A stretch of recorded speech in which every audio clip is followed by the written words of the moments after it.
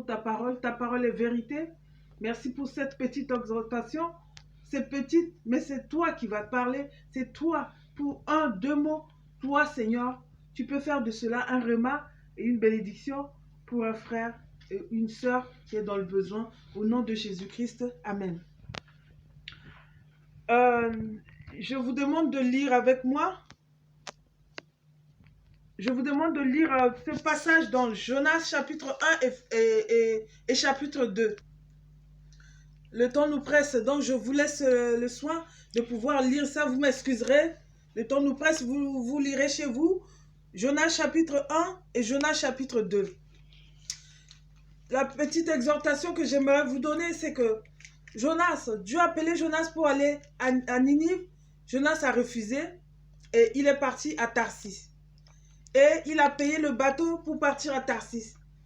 Et quand vous allez lire ces chapitres, vous allez voir tout ce qui est arrivé à Jonas comme malheur. Et les gens qui étaient dans ce bateau-là avec Jonas, eux aussi, ils ont subi cela. Ils ont subi cela parce qu'il y avait quelqu'un qui avait la malédiction sur lui dans cette voiture, qui avait désobéi à Dieu dans ce bateau, excusez-moi. Donc, qu'est-ce que cela veut dire?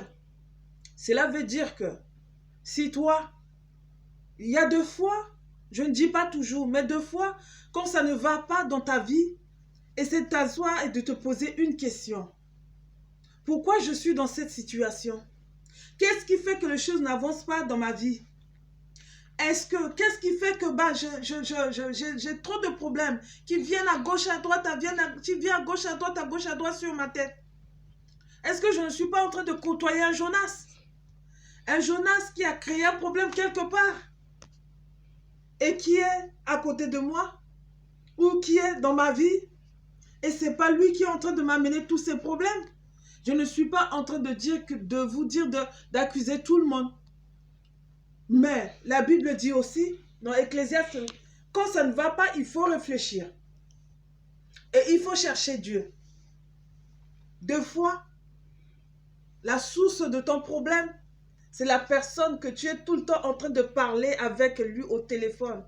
C'est cette personne, le Jonas de ta vie. C'est à cause de cette personne. C'est une personne qui est maudite. Elle est à côté de toi, tu parles avec elle et ça attire la malédiction sur toi. Comme la tempête qu'il y avait dans le bateau, ils ne comprenaient pas tout ce qui leur arrivait. Mais ils ont eu l'intelligence de pouvoir chercher le Seigneur, de pouvoir chercher d'où vient ce mal. Peut-être que la personne qui partage ta maison, peut-être que la personne qui partage ta vie, peut-être que c'est cette personne, le Jonas de ta vie. Donc, essaie de chercher dans ta vie pour voir c'est qui, ce Jonas qui est dans ta vie. Et dès lors qu'ils avaient sorti Jonas, qu'ils l'ont jeté, et que le poisson a avalé Jonas, la tempête s'était calmée. Si tu sors Jonas de ta vie va se calmer. Il n'y aura plus de tempête dans ta vie. Mais tant que ce Jonas restera dans ta vie, restera dans ta maison, ce Jonas peut être la personne que tu n'as pas cherché la face de Dieu, que tu as hébergé chez toi. Tu peux être une personne qui est maudite déjà, et vient là, et bien il y a plus de problèmes qui viennent sur toi, tu ne vas pas comprendre. Donc il faut chercher le Seigneur, qui est le Jonas de ta vie. Pourquoi tous ces tumultes sur toi? Pourquoi tous ces problèmes? D'où ça vient? D'où vient l'origine de ce problème? Mon frère, ma soeur, cherche l'Éternel, qui est le Jonas de ta vie, qui t'empêche d'avancer. On ne fait pas les affaires avec Jonas. Tu fais les affaires avec Jonas, s'il y a un Jonas dans ta vie, tes affaires ne vont pas marcher. Tu coopères avec Jonas, tu vas toujours avoir des problèmes. Donc, il faut mettre Jonas dehors. Il ne faut pas être dans les sentiments. Dès lors que le Seigneur te révèle que le Jonas de ta vie, c'est telle personne, il faut mettre Jonas dehors, en dehors de ta vie. Comme ça, la tempête va se calmer dans ta vie et tu vas pouvoir arriver à bon port. Quand ils ont jeté Jonas, et ils ont continué leur chemin, et ils sont arrivés à bon port. Frère, c'est qui le Jonas de ta vie? Sœur, c'est qui le Jonas de ta vie?